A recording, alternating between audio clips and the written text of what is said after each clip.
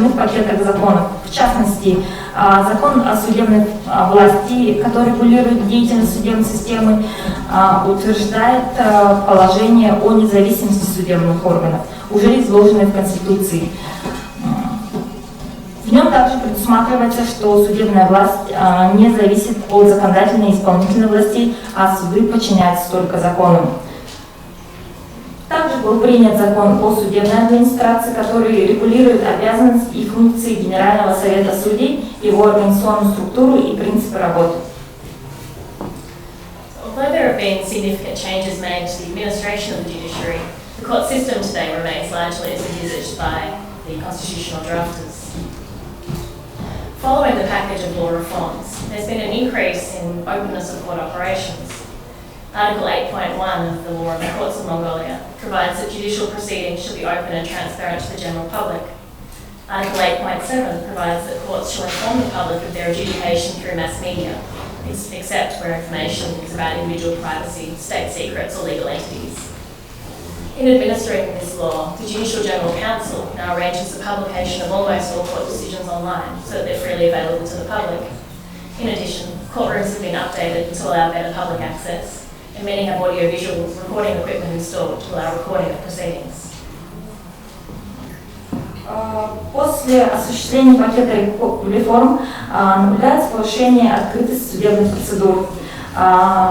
Так, закон о судах Монголии предусматривает, что судопроизводство должно быть открытым и прозрачным для широкой общественности.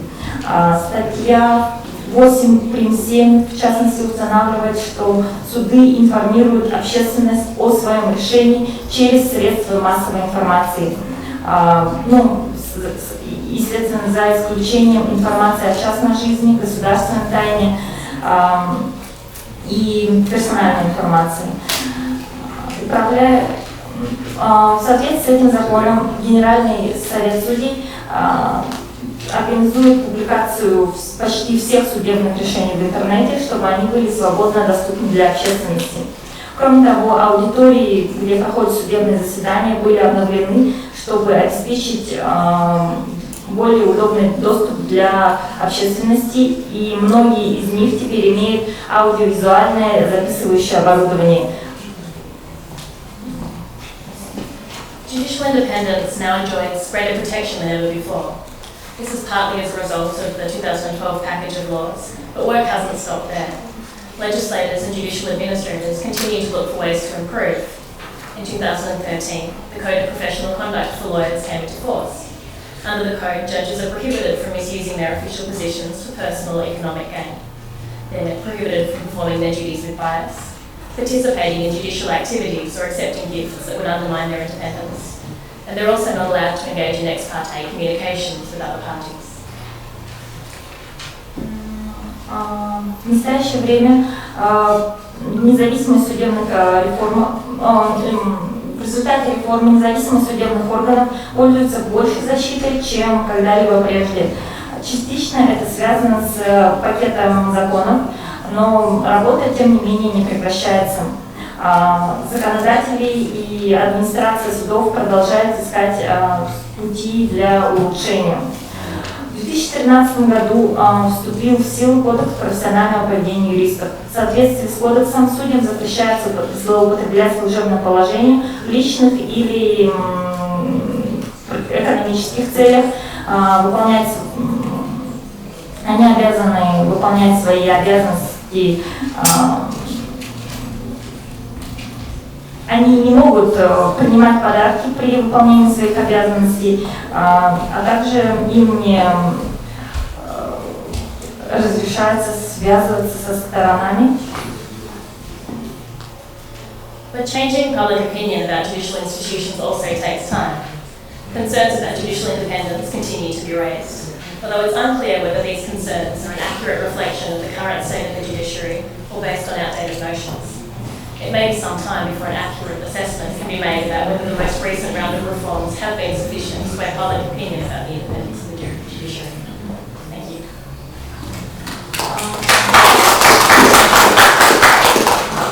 Однако изменение общественного мнения о судебных институтах также требует времени. Озабоченность по поводу независимой судебной системы по-прежнему существует, хотя неясно, является ли эта озабоченность точным отражением нынешнего состояния судебной системы или она основана на устаревшем впечатлении общественности о судах. Возможно, пройдет некоторое время, прежде чем можно будет точно оценить, были ли проведенные в последнее время реформы достаточными, чтобы повлиять на общественное мнение о независимости судебной системы.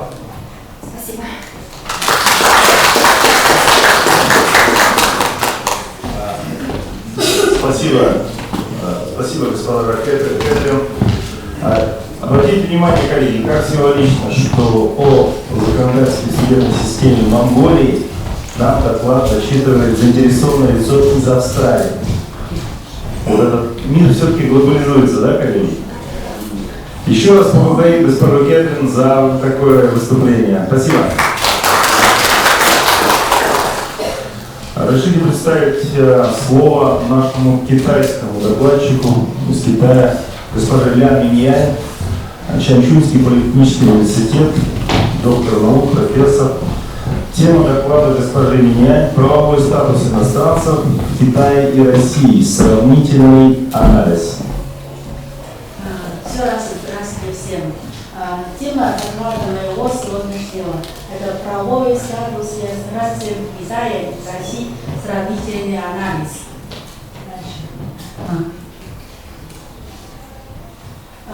Как все знаете, что при глобализации все люди начали ехать в разных странах, кто-то путешествовать, кто-то там остаться работать, кто-то вечно остались там жить. Поэтому появились такой вопрос, какой правовой статус иностранцев в разных странах. Но сегодня эта тема начинается только правовой статус в Китае и в России. Во-первых, органы управления по вопросам миграционной сфере в Китае это называется Чурутин политик, да? Это называется по управлению иммиграционной проблемой. Вот такое бюро есть в Пекине, и в каждой провинции есть свои филиалы. Это в России, это федеральная миграционная служба, да, вот там видно. Дальше, понятие иностранцев в Китае и в России. Честно говоря, в Китае есть несколько законов, но некоторые из них четко сказано, как понятие иностранцев. Я поизучала и сделали вывод, что иностранцы в Китае это тот, у кого нет гражданства КНР. В нем входят иностранные гражданины и лица без гражданства. Значит, если в Китае китайцы, у них есть такой паспорт, это лист гражданства Китая, остальные иностранцы, да, в том числе есть гражданство другой страны и без гражданства. А в России, да, это тоже есть иностранные гражданины, физические лицо, являющиеся гражданином, да, Российской Федерации, имеющие доказательства наличия гражданства иностранного государства. Это понятия разные. Дальше, если нормативные правовые акты про иностранцев в Китае и в России, я перечислять не буду, вот такие законы регулируют в Китае. Следующее. Это в России. Какие законы регулируют в России. Дальше. Въезд и проживание иностранцев в Китае и в России. Можно сказать, когда ехать в Китае и в Россию, надо оформлять разные визы. Например, среди них есть визы туризма, есть визы рабочие визы, есть визы бизнес, есть временное проживание, есть вид на жительство. Это по разные категории. Там в моей статье все точно написано, можно посмотреть. Я только хочу сказать, что разница в том, что когда иностранцы ехать в Китае, тоже надо регистрацию делать в филиале по управлению миграционные вопросы. Это просто полиция, да, там регистрировать. А дальше, если вы хотите куда-нибудь путешествовать и ехать в разных городах, уже не надо регистрацию делать. Знаете, один раз регистрацию и все. И у нас в Китае миссионеры обычно не останавливают иностранцев на улице и проверяют паспорта. Такого у нас нет. Следующее. Про срок управляющих иностранцев, находящихся на территории Российской Федерации, только на 3 территории. Да? Там есть временного прибывшего, да, и временного проживания и вид на жительство. Дальше. Хочу в том числе рассказывать о том, что в Китае в законе есть высококвалифицированные специалисты, и в России такой пункт тоже есть. Но разница в том, что в Китае обычно считают, что высококвалифицированные специалисты это тот, у кого есть высокое образование, высшее образование, во-первых. Во-вторых, можно, там написано, высокий и выдающий уклад в китайское государство, а также особая государственная необходимость. Значит, эти люди могут сделать большой вклад при строительстве Китая. А в России, да, тоже есть высококвалифицированные специалисты, но здесь более обратим внимание на опыт работы и достижения конкретной области. Это во-первых. Во-вторых, здесь есть вот пункт на то, что они должны, вот заработная плата должна составлять более 2 миллионов рублей в год. Я считаю, что разница в том, что вот верхняя это китайская сторона более обратился внимание на высшее образование и какой вклад при строительстве Китая. А в России это больше обратили внимание на опыт работы и сколько налоги заплатили. Это большая разница. Дальше. Конкретные права иностранцев в Китае и России. Вот в Конституции Китая написано, гражданин и иностранцы, они обладают почти одинаковые права и обязанности на территории Китая. Но есть разница в том, что иностранцы, у них не обладают политические права. Значит, они не могут выбирать и быть выбранным. А в России есть частью политических прав. Они могут, например, если у кого вид на жительство и это длинное проживание, у них могут, если политические права при выборе муниципальные органы.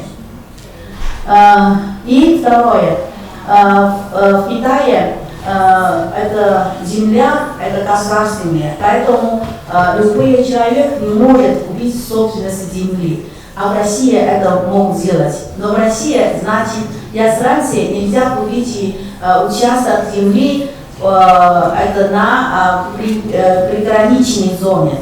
Такое есть. А в Китае только могут преодолевать это права использования земли. Это большая разница. И еще в России для иностранцев, которые в первые времена на территории России работают, они должны платить больше налоги, например, 30% от зарплаты. Только после 183 дня тогда 13%, как у россиян. А в Китае как раз наоборот. Иностранцы, которые работают на территории Китая, они меньше платят налоги по сравнению с китайцем. Это для того, чтобы иностранцы полюбились в Китае и там остались работать. И кроме этого, при создании совместных предприятий и 100% из инвестиций иностранцев, это наше правительство, которое дает много льготы. Первые 3 года без налогов, потом это еще 3 года половина налог платить. Это для того, чтобы в Китае входили более иностранные инвестиции. Это очень полезно для строительства экономики Китая. Я считаю, что сейчас как раз это Китай и Россия очень крепкая это дружба и сотрудничество. Да? Я считаю, что статус каждых гражданин на территории России и на территории Китая, это тоже, я считаю, что с развитием изменится. Ну, в конце концов, я считаю, что дружба и сотрудничество между нашими странами будет очень крепкое. Спасибо за внимание. Если вопрос, Большое спасибо, господа Минянь. Уважаемые коллеги, я предыдущий докладчика приношу извинения. Подождите, пожалуйста, госпожа Минянь. Возможно, будут вопросы. У нас есть в регламенте 3 минуты на вопросы и ответы. Будьте добры. Коллеги, есть вопросы? Онлайн участники конференции, пожалуйста, с учетом задержки 15 секунд, формулируйте свои вопросы докладчику. Прошу, есть вопросы, госпожа Минянь? Давайте подождем 15 секунд. Да, госпожа Минянь, присаживайтесь, пожалуйста.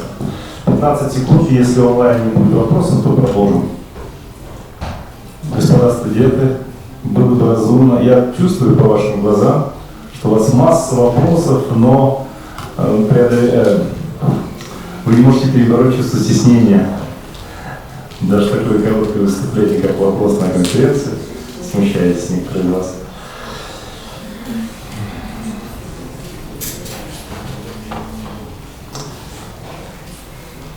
Давайте еще раз поблагодарим Минянь за интереснейший доклад. Да? Спасибо. Разрешите предоставить слово следующему докладчику пленарного заседания. Щедрин Денис Николаевич, Россия, Красноярский государственный аграрный университет, город Красноярск. Название доклада у вас на экранах. Кстати, коллеги, всем видно? С задних рядов всем видно? Да, спасибо. Прошу вас, Денис Николаевич. Спасибо. Здравствуйте, уважаемые присутствующие. Меня зовут Щедрин Денис, я студент 3-го курса юридического института Красноярского государственного аграрного университета. И хочу предложить вашему вниманию доклад на тему, собственно, у вас перед глазами. И нормы международного права, и нормы национального права многих государств гарантируют каждому право на свободу и личную неприкосновенность. Поэтому внимание законодателей и общественности разных стран к институтам, нарушающим данное право, в число которых входит задержание, вполне естественно. Правовое регулирование этого института в разных государствах, несмотря на общее сходство, не одинаково.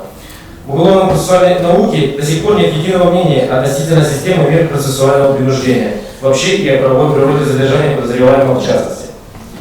В определенной степени разрешить некоторые дискуссионные вопросы, возникающие в сфере применения мер уголовно-процессуального принуждения, связанных с изоляцией от общества, позволяет сравнительно правовой анализ стран. Это носит не только познавательный характер, но и позволяет выявить положительные и отрицательные стороны данного аспекта, что в свою очередь позволит сделать соответствующие выводы и принять это для нашего законодательства. По ряду причин выборку нашего исследования попали на виду Россия, Монголия, КНР и Азербайджан. Начнем с того, что вопрос о задержании должен решаться, исходя из прав и законных интересов задержанного лица. В отношении задержанного происходит фактическое ограничение его конституционного права на свободу и личную неприкосновенность данному лицу. Собственно, данному лицу и безразлично, на основании каких нормативных правовых актов ограничивается его свобода, к какой отрасли права относятся данные нормативные акты и тому подобное. Поэтому законодательная неопределенность относительно правового регулирования задержания подозреваемого отрицательно сказывается на общем состоянии охраны прав и свобод человека и гражданина в конкретном государстве. Так, необходимость такой охраны закреплена в качестве одного из принципов уголовного судопроизводства. На ваши глаза. В УПК Азербайджана формулировка звучит так: обеспечение защиты человека и гражданина от случаев незаконного ограничения его прав и свобод. В В КНР правовые институты, регламентирующие обеспечение прав и свобод личности в уголовном судопроизводстве, обладают определенной спецификой, что объясняется уникальной исторической традицией Китая. Поэтому УПК КНР закрепляет такие принципы, как точное и своевременное установление фактов, касающихся преступлений, правильное применение закона, наказание виновных и защиту невиновных при расследовании уголовных дел. С другой стороны, не способствует охране и прав и свобод человека и гражданина пробелы, имеющиеся в уголовном судопроизводстве. Например, это относится к законодательной неопределенности начала срока задержания по УПК Монголии, в котором фактическое задержание подозреваемого вообще не учитывается, а срок задержания исчисляется с момента ознакомления нормы, ознакомления подозреваемого с протоколом его задержания. Если же проанализировать нормы УПК РФ, то мы приходим к выводу, что российский законодатель разграничивает правопонимание задержания фактического и задержания юридического. Статья 5 УПК РФ гласит, что момент фактического задержания – это момент, производимого в порядке, установленного настоящим кодексом, фактического лишения свободы передвижения лица, подозреваемого в совершении преступления. Получается, исходя из толкования, что подозреваемый фактически есть лицо, которое задерживают. Однако статья 46 УПК РФ нам гласит, что подозреваемым является лицо, которое задержано по статье 91 и 92 УПК РФ. То есть сначала лицо задержали, а уже потом появился процессуальный участник подозреваемого. Возникает вопрос, с какого момента он становится подозреваемым? При том, что согласно статье 49 защитник участвует в деле с момента фактического задержания лица подозреваемого в совершении преступления. Ряд авторов считает, что в данном случае срок задержания надлежит исчислять с момента доставления лица к следователю, либо дознавателю. Другие говорят о том, что в момент фактического задержания лица по подозрению в совершении преступления его доставление, оформление протокола должны стать составной частью уголовно-процессуального содержания. Вопрос очень спорный. И, на наш взгляд, более обоснованной точкой зрения считается, что срок задержания должен исчисляться с момента его фактического задержания. То есть с момента, когда лицо лишено свободы передвигаться. В пользу наших доводов можно привести тот факт, что статья 92 УПК РФ после доставления подозреваемого в орган дознания или следователю в срок не более 3 часов должен быть составлен протокол задержания, в котором делается отметка о том, что подозреваемому разъяснены его права. Согласно статье 46 УПК РФ, подозреваемый – это лицо, которое задержано, как уже было уже сказано по 91 и 92 статье, либо которому применена мера пресечения до предъявления обвинения. То есть статья 92 УПК РФ задержанный – это уже подозреваемый, а не лицо, задержанное по подозрению в совершении преступления. О чем говорит 91 статья. Уголовно-процессуальный кодекс Азербайджана допускает содержание по подозрению в совершении преступления до возбуждения уголовного дела. В этом случае уголовное дело должно быть возбуждено в течение 24 часов с момента задержания. Статья 69 УПК КНР указано, что органы общественной безопасности, задержав лицо и посчитав, что его необходимо заключить под стражу, должны в 3-дневный срок с момента задержания ходатайствовать перед Народной прокуратурой о рассмотрении материалов для утверждения заключения его под стражу. По делам о лицах, в отношении которых существуют серьезные подозрения в совершении преступления при побеге неоднократно либо в составе групп, срок ходатайства о рассмотрении материалов для утверждения заключения под стражу может быть продлен до 30 суток. То есть фактически лицо не знает, в чем оно подозревается, а обвиняется в течение 30 дней.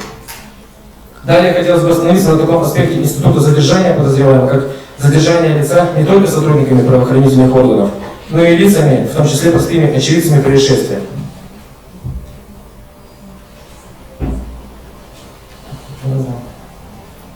Так, субъектами задержания, согласно 91 статье, выступают органы дознания, дознаватель, следователь. Но на практике эти действия обычно производит оперативный состав органов внутренних дел. Но ими могут быть и работники как ЧОПа, так и просто граждане. Большинство стран, в том числе и в России, данная ситуация не урегулирована нормами права, что, на наш взгляд, является пробелом и недостатком, учитывая то, что данного рода задержания имеют место быть. В связи с этим хотелось бы отметить, что с положительной стороны, что в УПК Азербайджана в статье 149 подробно описаны детали того, как такое лицо может задерживаться, при каких обстоятельствах и порядок действий. К примеру, если очевидец задержал лицо, совершившее преступление, и у первого есть основания подозревать, что у лица есть оружие или другое опасное орудие, он имеет право его опускать, изъять и передать органу уголовного преследования. Считаем, что в УПК необходимо ввести аналогичную норму, изложив ее в статье 92 прим. 1 УПК РФ «Задержание лица, совершившего преступление с помощью очевидца», где будет описан полный порядок процессуальных действий. Также проблемой является проведение личного досмотра задержанного, а точнее неурегулированность его. Обратимся сначала к российскому законодательству. Сразу после того, как лицо фактически задержано сотрудниками, выполняющими ОРД, производится личный досмотр, чтобы обнаружить предметы в зависимости от обстоятельств совершенного преступления. Это могут быть как орудия, так и боеприпасы, так и взрывчатые вещества. По пришествию в служебное помещение производится еще один досмотр, повторный, чтобы выявить иные объекты материального мира, которые могут быть скрыты в потайных карманах одежды, указывающие на причастность к акции совершенному преступлению. По факту мы можем сказать, что при проведении личного досмотра в данной ситуации достигаются две основные цели. Во-первых, происходит само обеспечение безопасности окружающих граждан и оперативных сотрудников путем своевременного обнаружения и изъятия всех видов оружия, в том числе огнестрельного и холодного, которое скрыто в одежде или на теле захваченного лица. А во-вторых, происходит фиксация при наличии у захваченного лица документов и предметов, которые в дальнейшем могут быть приобщены к уголовному делу в качестве доказательств. Между тем, учитывая указанную актуальность, немаловажность личного досмотра, данное оперативно-розыскное мероприятие отсутствует в перечне оперативно-розыскных мероприятий. В статье 15 Федерального закона о оперативно-розыскной деятельности. В связи с этим оперативники при необходимости проведения досмотра вынуждены руководствоваться иными законодательными актами. Ввиду того, что оперативно-розыскные действия осуществляются в целях выявления, пресечения и раскрытия преступлений, существуют все основания предположить, что в отношении лиц, задержанных по подозрению в их совершении, может осуществляться личный обыск, предусмотренный статьей 182 УПК.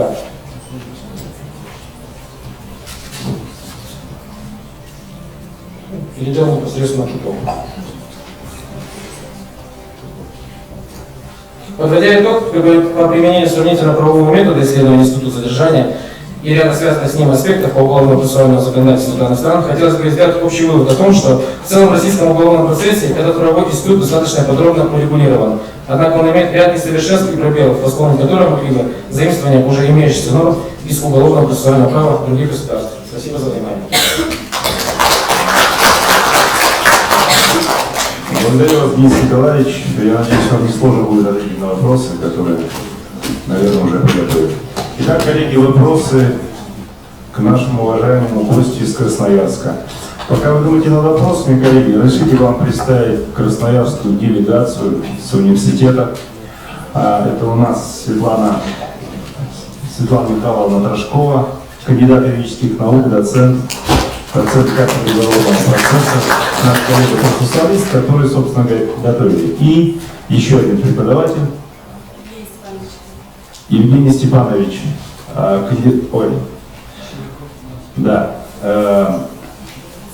поприветствуем наших уважаемых коллег. Евгений Степанович сам подготовил доклад и выступит, надеюсь, в секционном заседании, да? Да, у нас же конференция не только студентов, но и молодых ученых. Итак, вопрос к Денису Николаевичу, пожалуйста.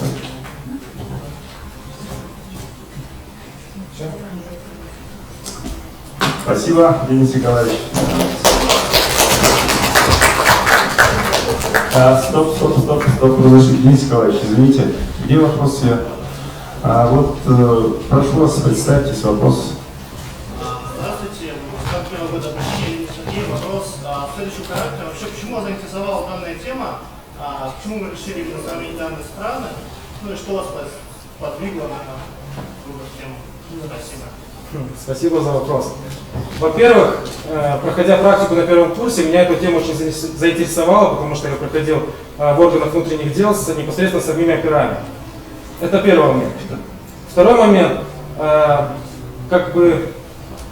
это я рассматриваю как тему выпускной своей квалификационной работы на четвертом курсе и планирую пойти в оперативники. Второй ваш вопрос был, почему эти страны. Во-первых, Красноярский край непосредственно граничит как с Монголией, так и с Китаем, и поэтому было интересно рассмотреть эти страны. Во-вторых, на практике столкнулся с таким случаем. Был задержанный гражданин Азербайджана, и, к счастью или к сожалению, он был юридический подклон, который излагал свои процессуальные нормы своей страны, и достаточно очень так широко. И мне это стало очень интересно, поэтому я решил сравнить как нормы уголовного процесса Азербайджана, так и нормы уголовного процесса Российской Федерации. Спасибо. Спасибо. Наши уважаемые онлайн-участники конференции, так же, как я помню, могут задать вопросы. Помощник модератора. Есть у нас вопросы из интернета, сайта БГУ? Когда Виталий, нет? Нет вопросов. Разрешите предоставить слово следующему нашему участнику. Виктория Александровна Панасюк, Россия, город Иркутск, Байкальский государственный университет. Прошу вас. Тема ее доклада – сравнительный анализ Института социальной защиты прав беспризорных и безнадзорных несовершеннолетних как гарантия совершенствования правопорядка, обеспечения человеческого благополучия и взаимодействия в отдельных странах АТР. Очень короткое такое емкое название. Прошу вас. Здравствуйте, уважаемые организаторы и участники конференции. Прежде всего хочу поздравить вас с десятилетием этой конференции. Я, так сказать, приняла эстафету от своего научного руководителя, который когда-то 10 лет назад также выступал на этой конференции. Вашему вниманию предлагаю доклад на тему сравнительный анализ социальной защиты прав беспризорных и безнадзорных несовершеннолетних в отдельных странах Азиатско-Тихоокеанского региона. Прежде чем начать свое выступление, мне бы хотелось процитировать слова видного французского юриста и гуманиста Марка Анселя. Компаративистика открывает перед теми, кто изучает право, новые горизонты, знакомит их с юридическими нормами и системами, отличными от собственных. Она позволяет юристу лучше узнать право своей страны, ибо специфические черты этого права особенно отчетливо выявляются в сравнении с другими системами. Сравнение способно вооружить юриста идеями и аргументами, которые нельзя получить даже при очень похожем знании только собственного права. Сегодня я бы хотела рассказать о проблеме беспризорности и безнадзорности несовершеннолетних. Это, конечно, является немодной темой в современной юриспруденции, в современном обществе, но это и реальная жизнь, и именно от благополучия наших детей зависит уровень законности в странах. Конкретно мне бы хотелось остановиться на таких странах Азиатско-Тихоокеанского региона, как Россия, КНДР, Камбоджа, Вьетнам и США. Так называемая мировая направленность указанного социально-негативного явления коренится во многом – экономическом, правовом, социально-нравственном факторе. В российском действующем законодательстве есть ряд нормативных актов, определяющих статус указанных лиц, их ответственность, а также гарантии социальной защиты. Это федеральный закон об основах системы профилактики, безнадзорности и беспризорности несовершеннолетних, об основных гарантиях прав ребенка в Российской Федерации, также кодекс об административной ответственности и семейный кодекс. Следует отметить, что в ряде стран Азиатско-Тихоокеанского региона отсутствует специальное законодательство. Таким образом, под безнадзорным лицом понимается несовершеннолетний, контроль за поведением которого отсутствует вследствие неисполнения или ненадлежащего исполнения обязанностей по его воспитанию, обучению или содержанию со стороны родителей или законных представителей, либо должностных лиц.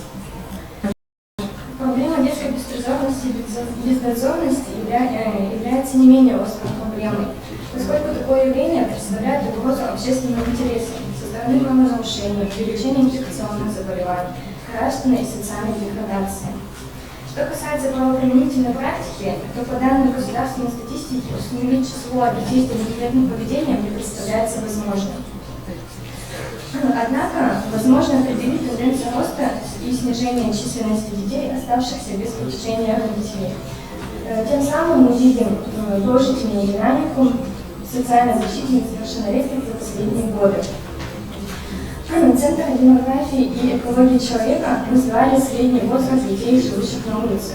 Это дети 12-13 лет, 2/3 из них мальчики. Также необходимо отметить психические и эмоциональные особенности безнадзорной личности. У таких детей имеется собственная субкультура. Они считают, что им все дозволено, что они независимы. Чаще всего такие дети очень жестокие. В России ежегодно появляется 115-120 тысяч сирот. Ежедневно 200-220 тысяч детей отбираются у нерадивых родителей. 600 тысяч детей находятся в интернатах и заведениях различного типа.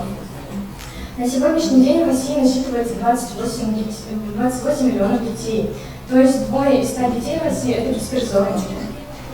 Рассматривая обзор Верховного суда, я пришла к выводу, что судебная практика по делам совершеннолетних, беспризорных и безнадзорных практически отсутствует, как и в России и во всех странах Азиатско-Тихоокеанского региона. Кроме того, согласно оценкам ЮНИСЕФ, общая численность детей улиц колеблется в районе 100 миллионов. Что касается КНДР, то здесь все благополучие человечества – это достижение жестких мер, которые направлены против проникновения в сон хаоса и беспредела, капиталистического образа жизни. Бережное и любовное отношение к детям – это, наверное, главная составляющая корейского общества. В Советском Союзе был лозунг «Все лучшее детям». Так здесь это чувствуется во всем. Дети празднично одеты, как их воспитывают в детских садах и школах, как предоставляется самое современное медицинское обслуживание, спортивные стадионы.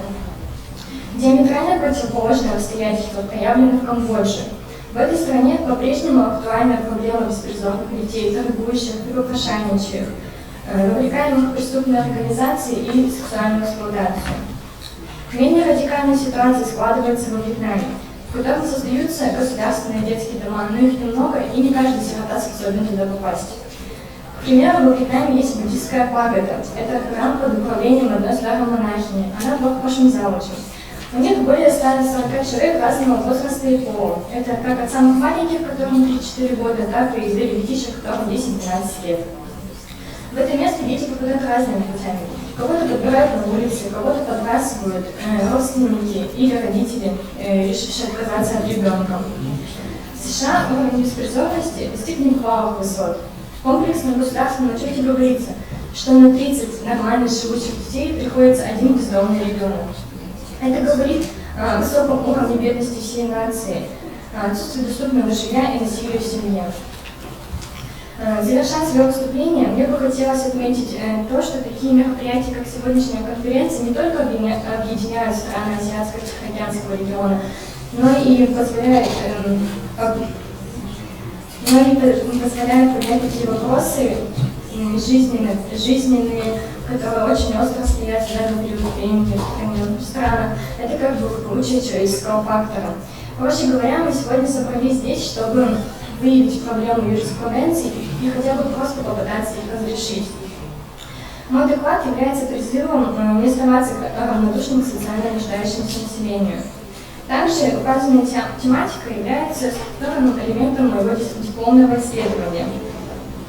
Я имею цель не только всесторонне представлять проблему беспризорных и безнадзорных несовершеннолетних, но и предлагаю создать специальные международные организации по борьбе с детской бесприданностью и социальным явлением. Также, как представитель иркутской молодежи, нахожу целесообразно проводить молодежские организации по индивидуальной беседе и бытовой поддержке беспризорных и совершеннолетних. На этом у меня все. Хочу поблагодарить слушателей за оказанное внимание.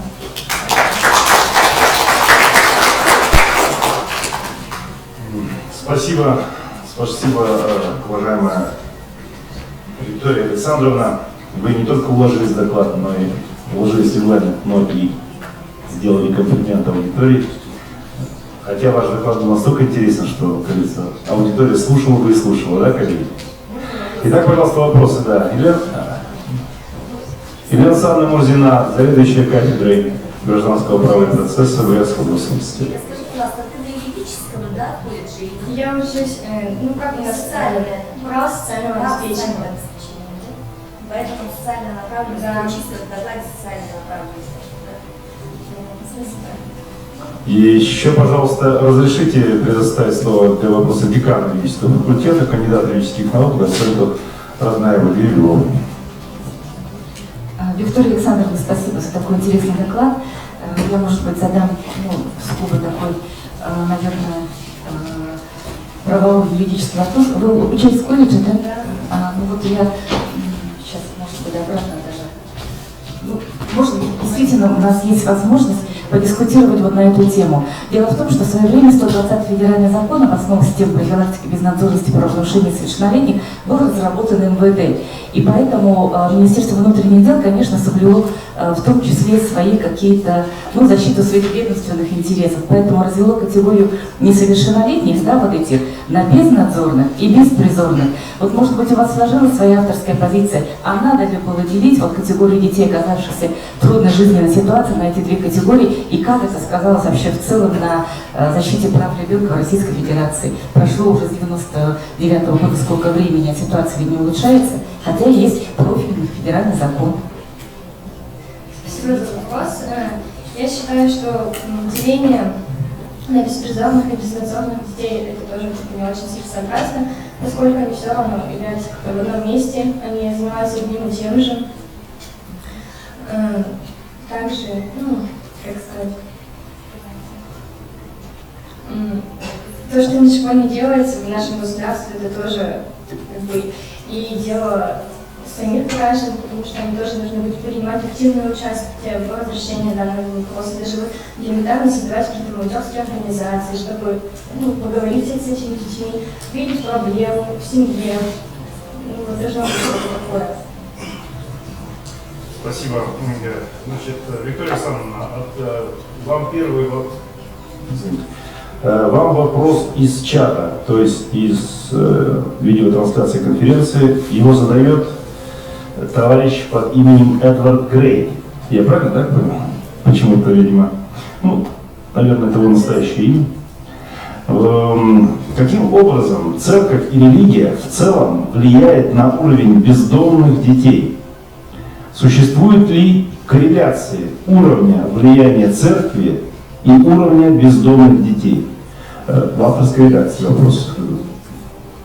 Вопрос понятен? То есть, понятен вопрос, да? Понятен. Так. Короче, как вы считаете, влияет все-таки активность церкви на проблему беспризорности? Нет.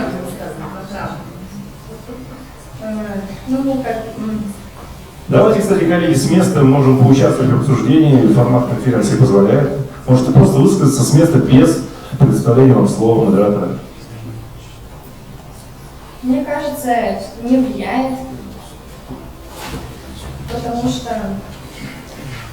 может, не все религиозны, кого-то помогает религия, все равно, и кто-то является атеистами. Даже, может, дети это некоторые все равно понимают, и как они будут, религия будет на них как-то воздействовать, если они там, извините, пьют, курят там под заборами, там, где-то непонятно где это. Я считаю, нет.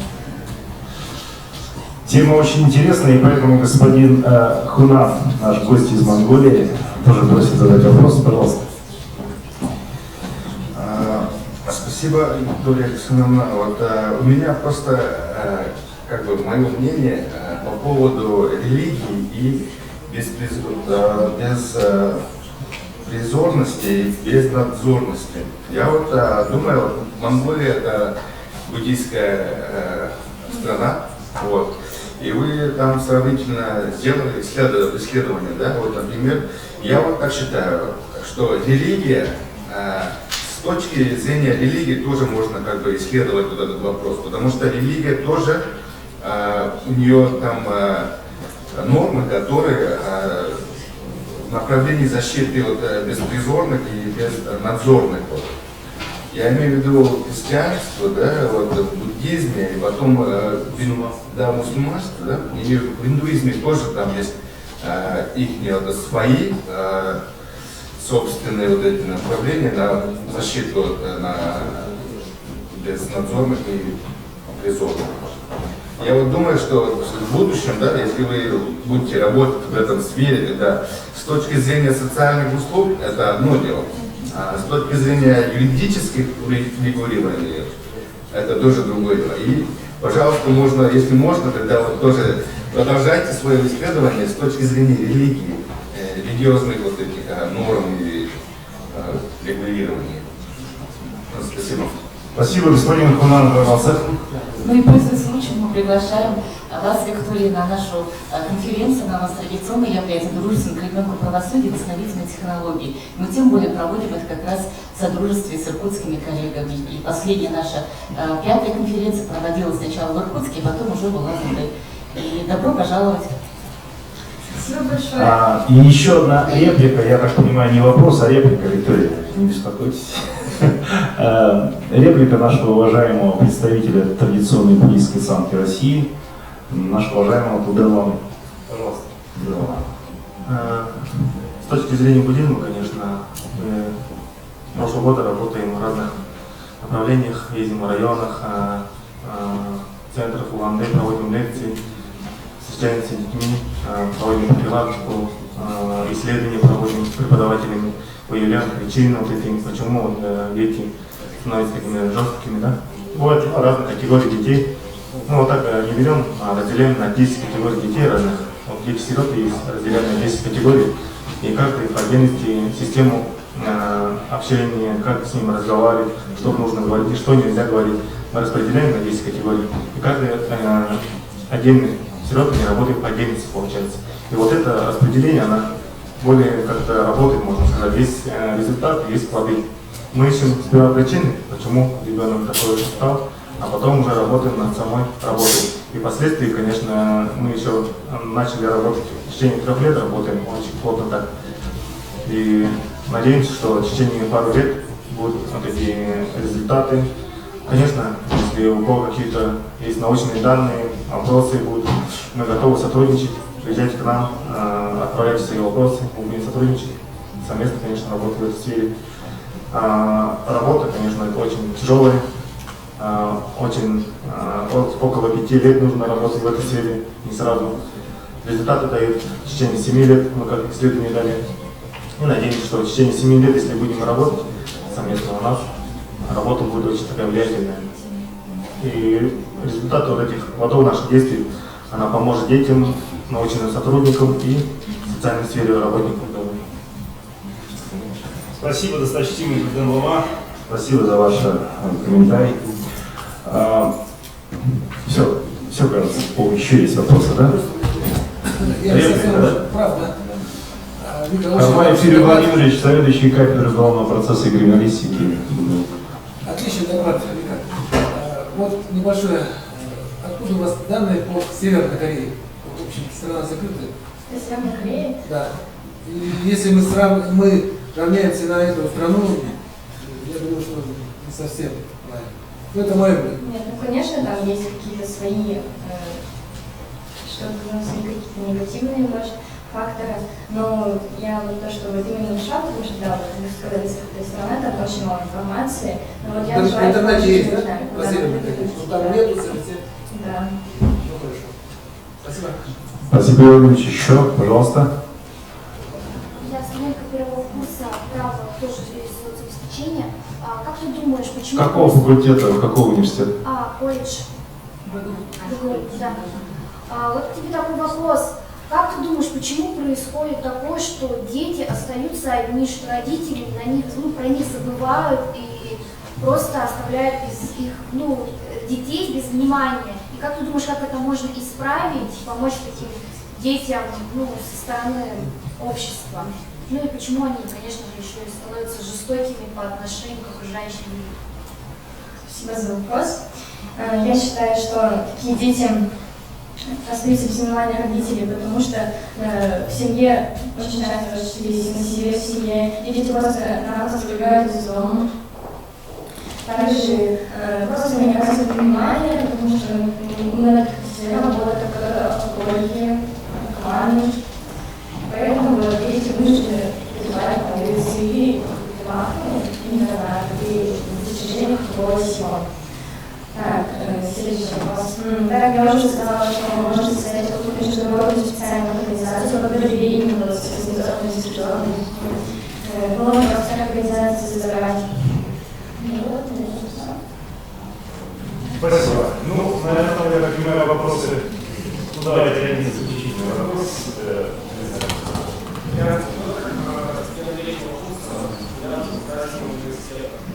В России ведется работа с созданием институции, работа по защите несовершеннолетних.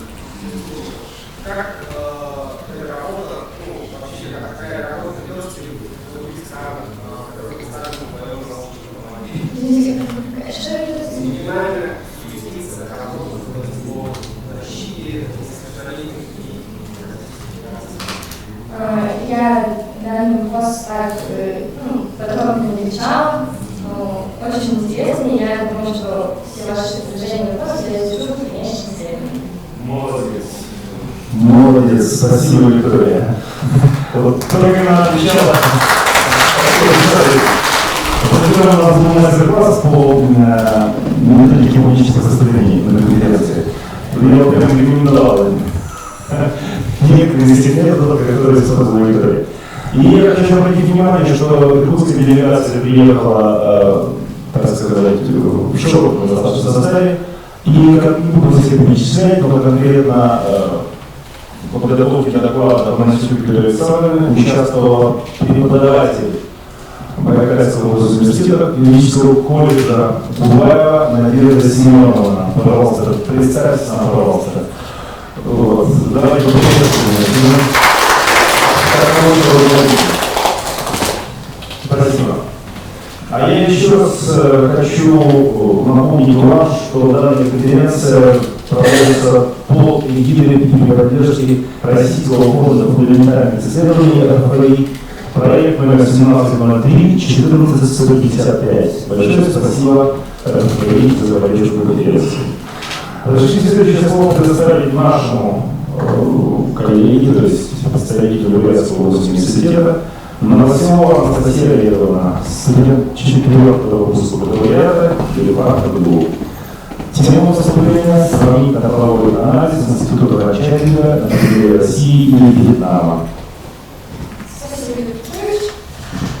Я с радостью приветствую уважаемых членов президиума, гостей, участников нашей международной конференции «Открыт». И вашему вниманию я представляю свой доклад.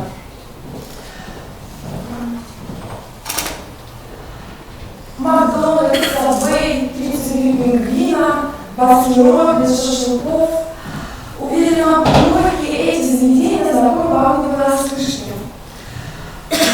И знакомы они каждому из присутствующих в этом зале. И получают удовольствие по привычному обыкновению от вкуса, обстановки, общения, но не задумываясь о том, кто и что стоит за всем этим. А ведь практически за каждым таким заведением стоит франчайзинг. И именно благодаря ему мы получаем возможность попробовать и оценить продукцию здесь и сейчас. Франчайзинг расширяет границы, знакомит нас с миром товаров и услуг. Принцип действия франчайзинга заключается в том, что предприниматель франчайзинга, желающий распространять товары и услуги какой-либо торговой марки, как правило, известной, раскрученной, популярной, приобретает у правообладателя франшизу, которая включает в себя право на товарный знак, фирменное наименование, коммерческое обозначение, ноу-хау и другие объекты интеллектуальной собственности. Заданным требованием предоставляется личное вознаграждение, которое, как правило, включает в себя первоначальный паушальный взнос, фиксированную сумму, и последующие периодические платежи в процентном соотношении от размера прибыли за определенный период времени. Как правило, этот период равняется 1 месяцу.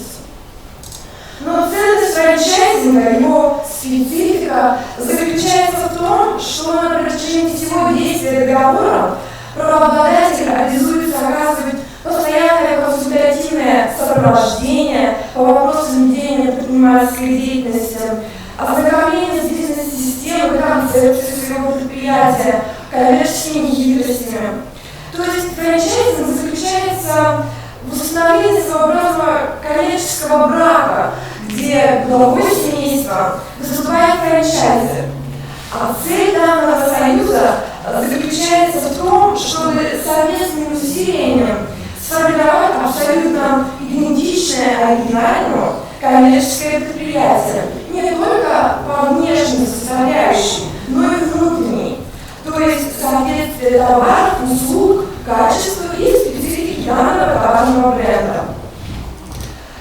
В развитых зарубежных странах франчайзинг появился больше 100 лет назад. Франчайзинговые отношения в этих странах достигают такого уровня, что до сих пор некоторые государства не распространяют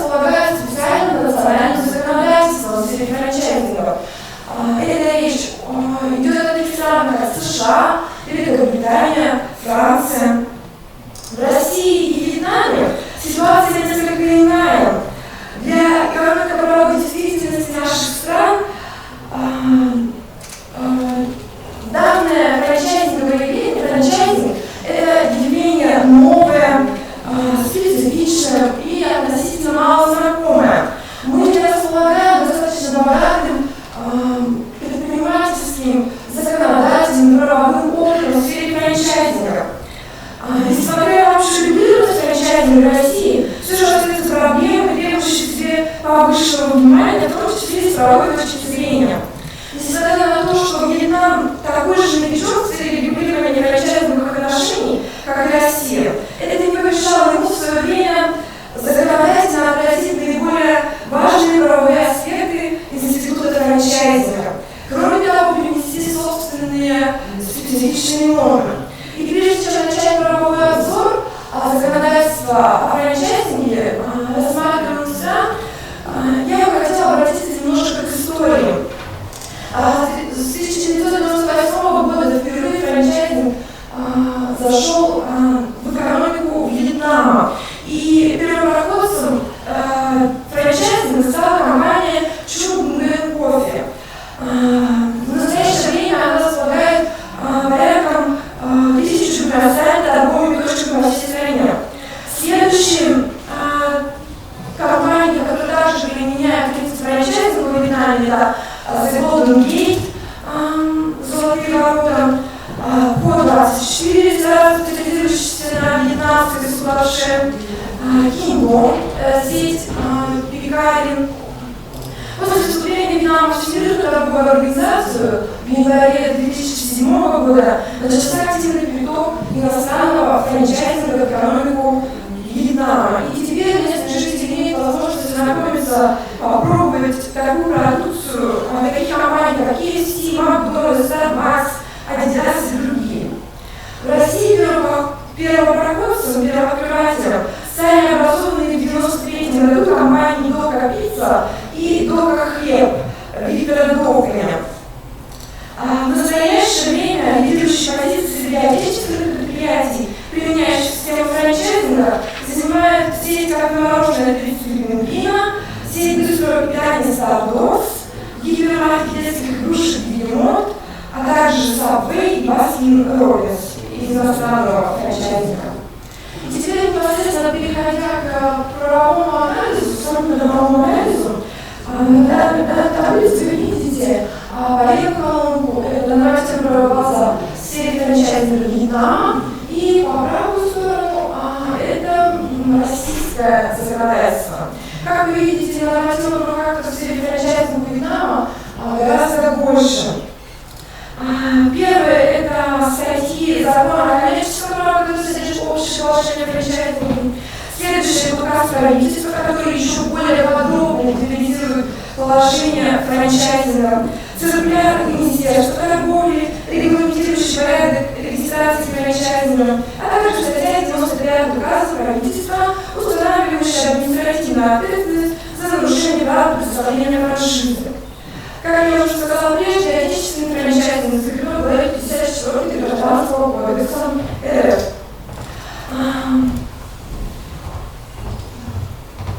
Как в большинстве стран мира, во Вьетнаме регулированы преддоговорные отношения франчайзинга. Стадия, на которой потенциальный франчайзи получает возможность полного ознакомления с документацией компании-правообладателя, оценивая тем самым перспективность и рентабельность дальнейшего сотрудничества. Во Вьетнаме установлен минимальный срок предоставления такой информации, а также закреплен конкретный перечень сведений, которые правообладатель франчайзи должен предоставить ему будущему партнеру франчайзи. Но наше внимание привлекла несколько иная норма, которую мы встретили в законодательстве иных зарубежных стран. Это корреспондирующая обязанность франчайзи, уже в свою очередь, предоставить правообладателю франчайзеру всю совокупность информации о его компании. И именно данная норма нам представляется особенно интересной, и мы считаем также ее, помимо основных положений о преддоговорных отношениях, которые, к сожалению, у нас в Российской Федерации отсутствуют, и это огромная проблема для нашего франчайзинга, также еще и закрепить корреспондирующую обязанность франчайзера в соответствующие обязанности. Таким образом, партнеры комплексно оценят общую эффективность и надежность работы друг с другом. Еще одну норму, которую хотелось бы также отметить, и которая присутствует в законодательстве Вьетнама, это так называемые требования к франчайзеру к минимальному сроку эксплуатации собственного предприятия. То есть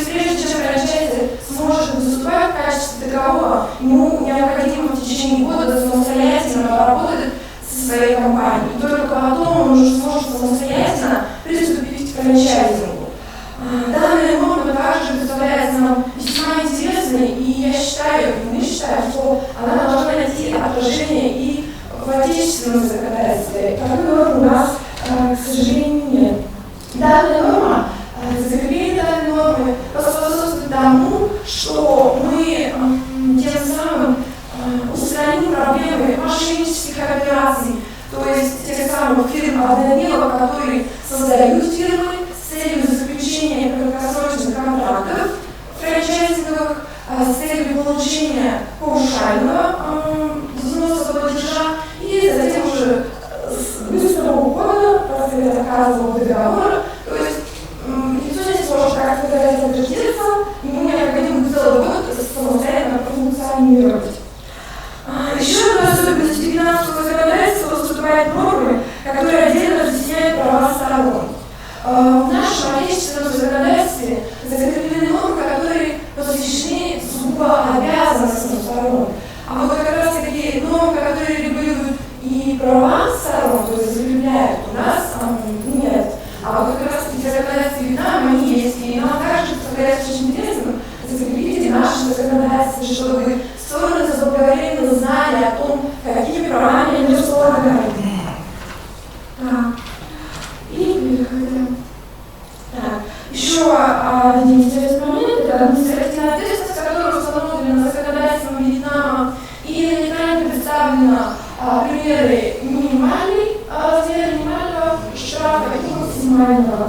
То есть минимальный штраф будет взыскиваться с франчайза в том случае, если договор франчайзинга не будет соответствовать установленным законом требованиям. А максимальный штраф устанавливается в том случае, если в системе франчайзинга будет в оборот войдет запрещенные товары или услуги. И переходя к заключению. Таким образом, мы отразили те правовые аспекты законодательства Вьетнама, которые могут существенным образом повлиять на дальнейшее развитие института франчайзинга у нас в стране. Во Вьетнаме сложилась сейчас такая ситуация, при которой отечественный франчайзинг, к сожалению, не набирает популярности, но набирает популярность иностранная фальшива. То есть граждане Вьетнама, они готовы и хотят активно приобретать товары иностранного производства. И нам видится также, что законодательство Вьетнама, возможно, стоит изменить политику в отношении иностранных франчайзеров, применить политику преференций, возможно, снижение применения каких-либо налоговых льгот, то есть снижение налоговых ставок в отношении франчайзинговых, в отношении иностранных франчайзеров. Говоря непосредственно о развитии в перспективе нашего отечественного франчайзинга, хотелось бы сказать, что, безусловно, франчайзинг – это настолько уникальный объект, он не только правовой, он и экономический. И, безусловно, решая проблемы регулирования франчайзинга в стране, нельзя подходить только с правовой точки зрения, необходимо комплексно решать, то есть и подходить с экономической точки зрения. В частности, государственная поддержка. Опять-таки же, как я и говорила ранее, установление льготных ставок или своеобразных льготных каникул для начинающих франчайзи. Тем самым, возможно, начнется процесс популяризации франчайзинга на стране. Также активную роль в развитии франчайзинга принимает Российская ассоциация франчайзинга, которая также занимается деятельностью по развитию франчайзинга в стране. Также мы видим создание в регионах аналогичных региональных ассоциаций франчайзинговых, которые уже на местах с учетом специфики экономики каждого региона рекламировали бы местные бренды, давали бы больше рекламы. Также еще решение франчайзинга это с банковской точки зрения, то есть какое-то льготное кредитование.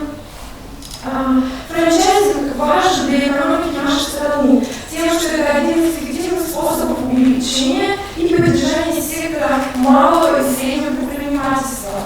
Кроме того, Россия давно закрепила свою позицию ведущей сырьевой державы, но полезность компании имеет свойство исчерпываться. А то, что всегда будет ценно и имеет вес, это интеллектуальная собственность. И франчайзинг, он может предоставить интеллектуальную собственность. Франчайзинг – это ключ к развитию отечественной отрасли интеллектуального права. Кроме того, по прогнозам Российской ассоциации франчайзинга к 2025 году вклад франчайзинговых компаний в ВВП нашей страны может составить около 1 триллиона рублей. Спасибо большое за внимание. У меня все. Спасибо, Анастасия Олеговна. Разрешите начать вопрос. Анастасия. А вас 14. В чате задает вопрос участник конференции по имени Василий. Как будет происходить оплата налогов, если мы будем отдавать? Еще два вопроса. Первое, более очень. Что выгоднее, по вашему мнению, покупать франшизу или готовить бизнес? И второй вопрос, как будет происходить оплата налогов, если мы будем отдавать часть доходов за франшизу? Вопросы, заметите, не юридические, а экономические. Но тем не менее, если у вас есть реплика по этому поводу. На самом деле, вопрос первого участника, я хотела бы несколько поправить то, что на самом деле франшиза уже рассматривается как готовый бизнес. То есть франчайзи готов предоставить полный пакет документации про ведение бизнеса. То есть франчайзи достаточно только перенять этот комплекс и действовать инструкциям, плану франчайзера. За ним остается только, даже на самом деле франчайзи может настолько охватить деятельность франчайзи своего, можно сказать, подопечного, то, что полностью контролировать эту деятельность. И на самом деле, если что-то вопрос несколько некорректен, на самом деле это и есть уже готовый бизнес. Можно его просто бери и извлекай из него пользу. Василий здесь уточняет. Не все франшизы готовы. Есть и полные франшизы. Ну, я могу сказать, что это значит недобросовестные франчайзи, которые предоставляют неполные франшизы. Потому что в полном понимании франчайзинга это полное предоставление информации о бизнесе, как его вести, в каком порядке. То есть в этом заключается преимущество франчайзинга. Это значит, что уже недобросовестные действия франчайзера, и вот как раз таки отечественное законодательство должно вставать на защиту слабой стороны франчайзи и предусмотреть все права и обязанности уже в законе, чтобы франчайзер не смог каким-либо образом на договорной основе обойти для него с какой-то стороны, возможно, ковальный. Спасибо, спасибо. Еще парочка реплик и вопросов. Это два. По его мнению, это реплика, как вы оцениваете тот анализ, который показал, что франшизы убивают бизнес. Сергей, участник времени Сергей, как с вашей точки зрения франчайзинг влияет на развитие бизнеса в России? Ведь существует мнение, что он влияет на развитие бизнеса. Вопросы похожие, поэтому я встречал вместе. Ваше мнение по этому? Ну, безусловно, у каждого явления есть какие-то положительные и негативные стороны, но активной научной литературе и среди предпринимателей выявляется большее количество именно положительных черт франчайзинга, нежели чем отрицательных, хотя они тоже имеют место быть. Поэтому, Спасибо. У аудитории онлайн, ой, извините, у живой аудитории. Живых онлайн. Коллеги, пожалуйста, вопросы докладчику. Или можно реплики? Нет, да? Благодарю вас, Анастасия. Это очень интересный доклад, изображения, фотографии. Все сразу захотели чем-то попользоваться. Ну и еще один доклад нас ожидает традиционного участника конференции.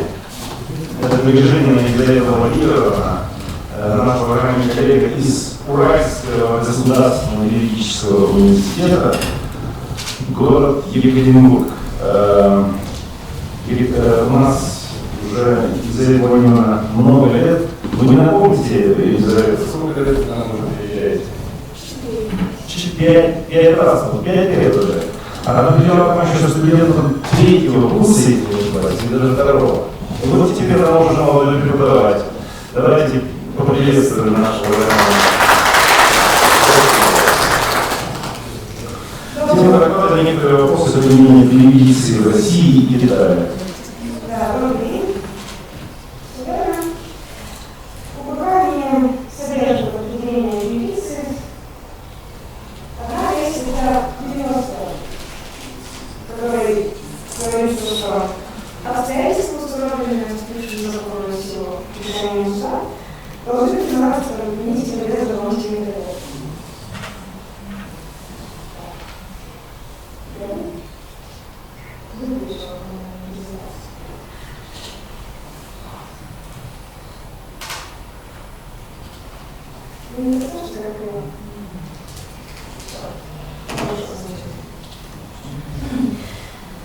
Вопрос серьезности действий участия в шкале рассматриваемого лета таким образом решаться не может.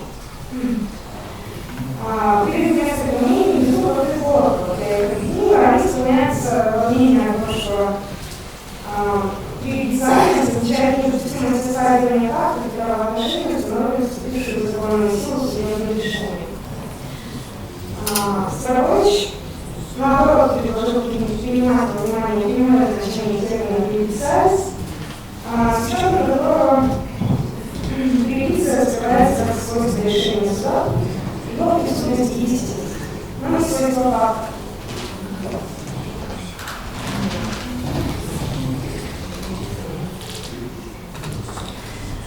Связь переофициальности судебного решения с истинностью называется через презумпцию истинности.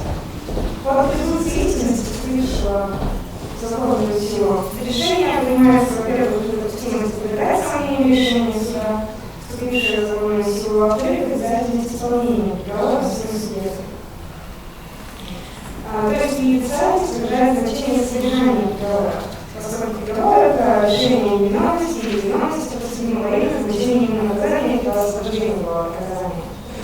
Думаю, что то же самое можно сказать и о приведении решения, принятого в порядке гражданского судопроизводства. Постановление суда первой инстанции, которым дело решается по существу. В нем подтверждается наличие или отсутствие бесспорного права, и правоотношения становятся бесспорными.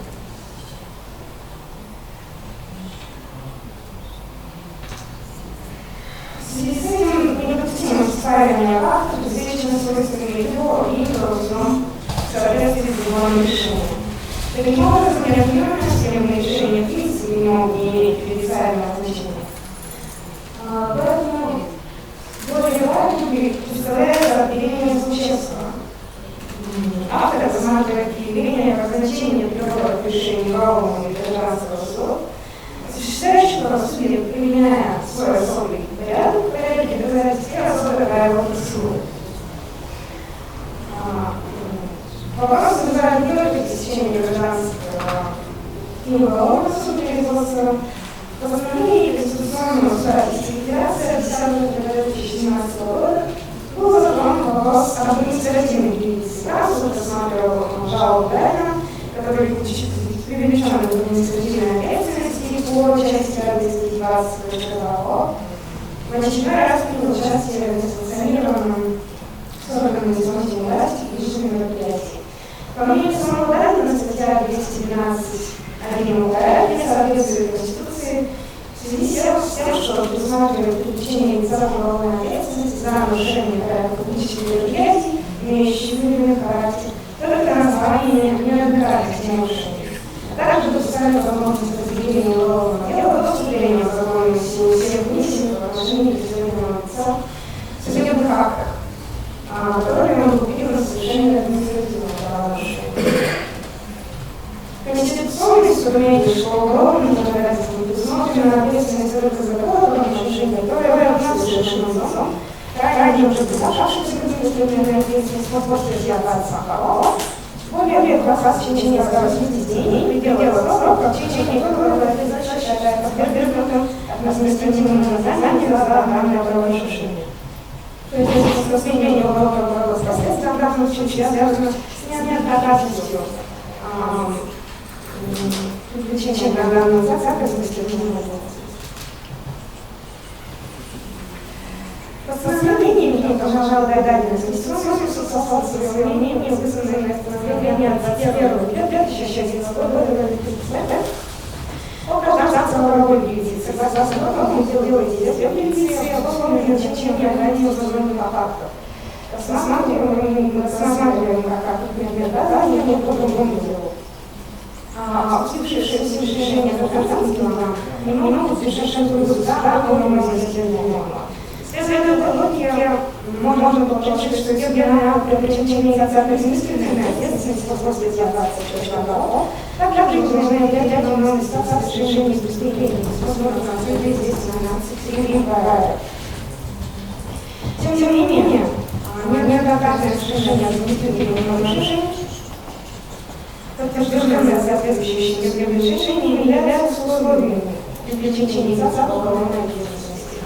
Общественная опасность, которая в принципе является неоднократностью и доказывается значением судебных решений соответственно. Это позволяет утверждать, что судебные решения, подтверждающие совершение самым административных проступков, должны иметь значение доказательств по уголовному делу и утверждать проверки и оценки между другими доказательствами. Если учесть, что специальное значение судебных решений связано учет признание установленных фактов без дополнительной проверки, согласно статье 90 то можно сделать, что решение как административных проступков лица, учитываемого уголовным законом, и специального значения не имеет, и должна быть информация как доказательство, не документ для делу.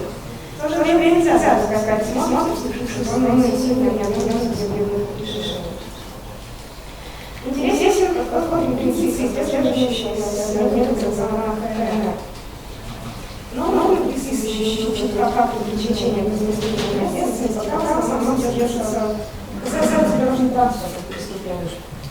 На сегодняшний день нормы об управлении транспортным средством в состоянии опьянения присутствуют как в Уголовном кодексе КНР, так и в Законе КНР о безопасности дорожного движения. Статья 133 Уголовного кодекса КНР устанавливает уголовный арест и штраф за совершение данного преступления, а также применение наказания за более тяжкие преступления, если действия водителя образуют другой состав преступления. При этом вождение в состоянии алкогольного опьянения, это когда в крови содержание алкоголя превышает 0,8 промилле, влечет за собой привлечение к уголовной ответственности. А вот вождение после употребления спиртных напитков, там это немного другое, когда содержание алкоголя в крови составляет от 0,2 до 0,8 промилле. К административности. Норма административной ответственности содержится в законе КНР о безопасности дорожного движения и регламентирует применение внутренней административной юрисдикции. Так, при вождении и после распития спиртных напитков в первый раз нарушитель лишается прав на 46 месяцев. Также на него возлагается обязанность выплатить штраф. Во второй раз наказание более строгое. В 2013 году Верховный КНР был принят нормативно-правовой акт. Он называется «Мнение о некоторых вопросах применения законодательства по уголовным делам о управлении транспортным средством в состоянии алкогольного опьянения». В этом документе были зафиксированы обстоятельства, отягчающие ответственность. Среди них были перечислены в том числе привлечение лица ранее к административной или уголовной ответственности за управление автомобилем в состоянии алкогольного опьянения и совершение лицом ранее серьезных нарушений закона КНР о безопасности дорожного движения. Таким образом, получается, что лицо, у которого содержание алкоголя в крови превышает 0,8 промилле, в любом случае, безусловно, привлекается к уголовной ответственности. В общем-то, независимо от того, было ли оно привлечено ранее к административной ответственности. И вот в данном случае, если с Дайденом возникло множество непонятных и спорных ситуаций, здесь все более-менее понятно, хоть и не гарантирует полное отсутствие спора. Таким образом, предшествующее нарушение трактуется не как необходимые условия уголовной ответственности, а просто как обстоятельства, отягчающие деяния. В случаях подобных делу Дайдена, возможно, именно такой подход был бы уместен и помог бы избежать путаницы в вопросах применения прejudiciальности.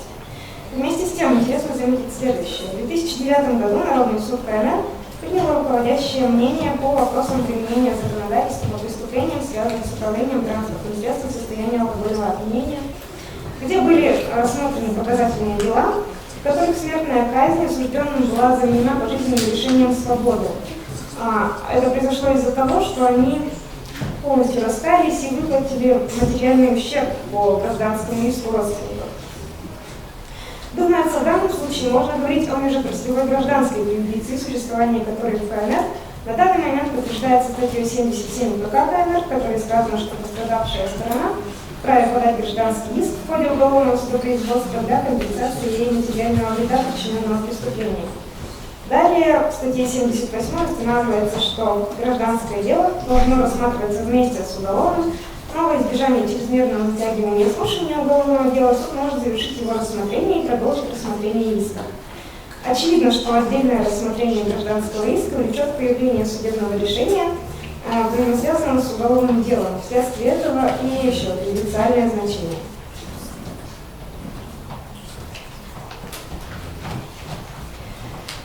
Решения, принятые судом в порядке гражданского судопроизводства, судьи, обладающие свойством прejudiciальности, не могут устанавливать виновность лица в совершении преступления, тем не менее не могут не учитываться при ее установлении.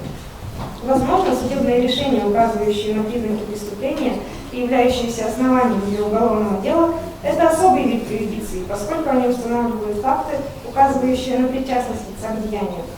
Таковыми, например, являются решения, принятые судом в порядке административного судопроизводства, учитываемые некоторыми статьями УПК. Тем не менее, это противоречит положению статьи 90 УПК РФ о том, что судебными решениями, принятыми в порядке иного неуголовного судопроизводства, не должна устанавливаться виновность лица. В связи с этим, думается, административную прejudicию в уголовном праве неплохо было бы ограничить либо отказаться от нее совсем. Удобнее было бы учитывать решения по административным делам как отягчающие ответственность. Так вот поступает в Китае. Очевидно, что прejudиция – это неотъемлемое свойство решения, вступившего в законную силу, и неотмененного, устанавливать обстоятельства, не подлежащие дополнительной проверке. Это свойство, как и законность неотмененного решения, не может зависеть от усмотрения правоприменителя. Такие решения не могут быть признаны доказательствами по делу, поскольку их не нужно проверять. Любая проверка установленных судебным решением обстоятельств незаконна, так как фактически представляет из себя пересмотр решения. В связи с этим нормы о прejudиции законного судебного решения можно было бы включить не в главу 11, посвященную доказыванию, а в статью 73 и 252 как ограничивающие предмет доказывания и судебного разбирательства. Спасибо за внимание.